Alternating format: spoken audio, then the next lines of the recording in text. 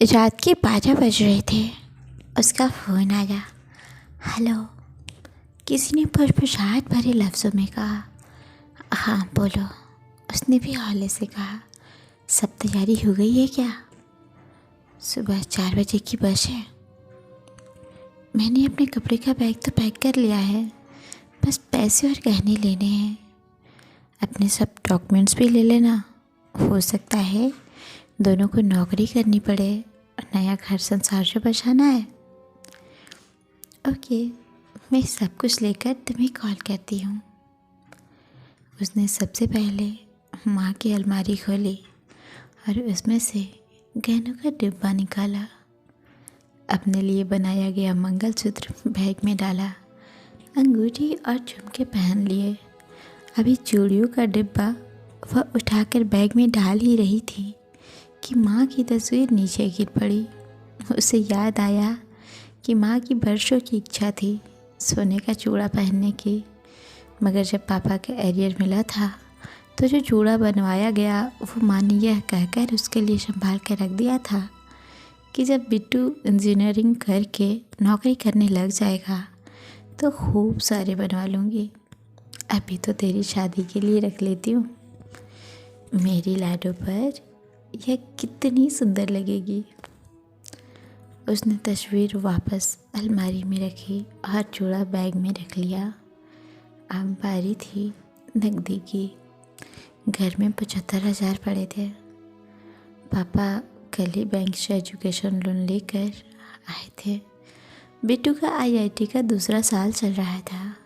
घर के रुपए पैसे का हिसाब और चाबी उसी के पास रहती थी। पापा हमेशा कहते थे, जब यह पैदा हुई थी उससे पहले मैं स्टेशन पर कुल्ली का काम करता था। जैसे ही यह पैदा हुई मेरी सरकारी नौकरी लग गई। यही मेरे भाग्य की देवी है, मेरी लाडो बेटी। उसने अपने सभी डॉक्यूमेंट्स बैग में रख लिए थे। अब उसे चेक करना था कि घर से कोई जाग तो नहीं रहा है, सब सो तो रहे हैं ना। सबसे पहले उसने बिट्टू के कमरे के दरवाजे से अंदर झांका। बिट्टू अभी तक पढ़ रहा था। उसके खाने की थाली वैसे ही ढकी पड़ी थी जैसे वह रख कर आई थी।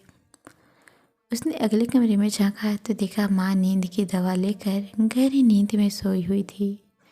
माँ हमेशा कहती थी कि इस दवा में कोई गड़बड़ है जो नींद बहुत आती है। ये मुई शुगर भी बुरी बीमारी है, एक बार लग जाती है तो कभी ख़त्म ही नहीं होती। दरवाजे की झिरी में से पापा दिखाई दे रहे थे। वह अपने वर्किंग टेबल पर बैठे व्यापारियों का वही खाता तैयार कर रहे थे। वैसे वे नौकरी करते हैं। अभी कुछ दिन पहले ही उन्होंने यह नया काम ढूंढा था। मकसद तो था कि बेटी की शादी में पैसे कम न पड़ जाए, पर कहने लगे कि कॉमर्स पढ़ा हूँ तो वही खाते भूलने लगा था।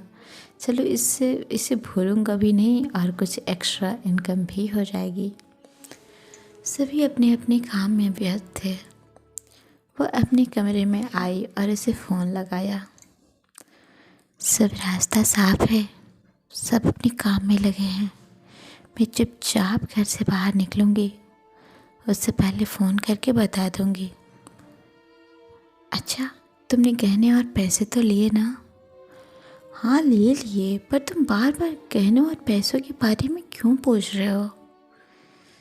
मैंने कहा ना ले लिए। उसकी आवाज़ में कुछ खींच थी। अरे बाबू, वो इसलिए कि नया घर संसार बसाना है ना। नई जगह पर जाते ही कहीं पर काम थोड़ी मिल जाएगा। हमें घर के रूटीन कामों के लिए पैसे तो चाहिए ही ना।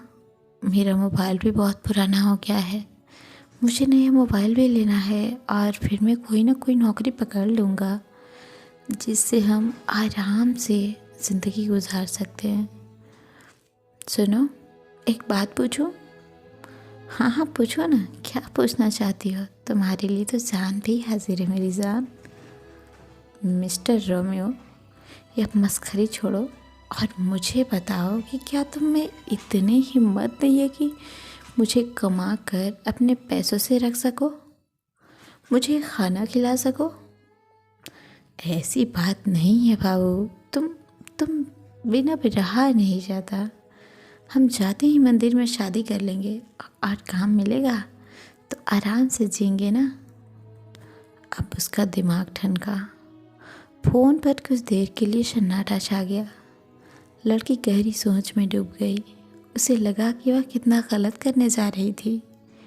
जो लड़का अपने सुख सुविधाओं व अयासियों के लिए मुझे ढाल बनाना चाह रहा है, जिसकी नज़र मुझसे अधिक मेरे गहनों व पैसों पर है, वह लड़का मेरा कितना ख्याल रख पाएगा। उसने मन ही मन एक दृढ़ निश्चय कर लिया और इससे पहले कि लड़का इस चुप्पी पर कुछ कहता, वह बोली, सुनो, तुम एक काम करो, अभी भागने का प्लान कैंसिल करते हैं। पहले तुम कोई काम पकड़ो और इतना पैसा कमा कर इकट्ठा कर लो कि 2 महीने तक तुम्हें ना भी मिले तो हमें कभी भूखे मरने की नौबत ना आए। जैसे ही तुम पैसे इकट्ठा कर लोगे, हम घर से भाग चलेंगे। तब तक तुम थोड़ा इंतज़ार करो, पर अगर 2 महीनों तक ऐसा नहीं कर पाए तो फिर मुझे भूल जाना। अरे बेबी, मेरी बात तो सुनो, मेरी बात। लड़की ने फ़ोन काट दिया। वह अपने पिताजी के कमरे में झांक आई। वह अभी भी बही खाता कर रहे थे। उसने दरवाज़ा खटखटाया। क्या बात है लाडो, सोई नहीं हो अभी तक तुम? कुछ परेशानी है क्या बेटा? पापा, मुझे आपसे एक बात कहनी है। कहो ना लाडो। पापा, मैं कह रही थी कि जब तक बिट्टू की पढ़ाई पूरी नहीं हो जाती, मैं नौकरी करना चाहती हूँ। मेरी पढ़ाई पूरी हो चुकी है, घर में बेकार बैठने से क्या फ़ायदा, घर में 2 रुपए जुड़ेंगे ही। उसकी बात सुनकर पापा ने लाडो के सर पर स्नेह से हाथ फिरा दिया। पापा बेटी दोनों की आंखें नम थी। लाडो भी मन ही मन ईश्वर को थैंक्स कह रही थी। लोगों को तो नींद तक भी सही समय पर नहीं खुलती है, पर उसकी तो आंखें सही वक्त पर खुल गई। थैंक गॉड, तुमने मुझे बचा लिया। सो फ्रेंड्स, आपको ये कहानी कैसी लगी हमें कमेंट करके ज़रूर बताएं। चैनल पे नए हैं तो प्लीज़ चैनल को सब्सक्राइब ज़रूर कर लें। मिलते हैं ऐसी किसी दूसरी कहानी में। तब तक के लिए नमस्कार, प्रणाम। अपना ख्याल रखें, अपनों का ख्याल रखें। Bye bye.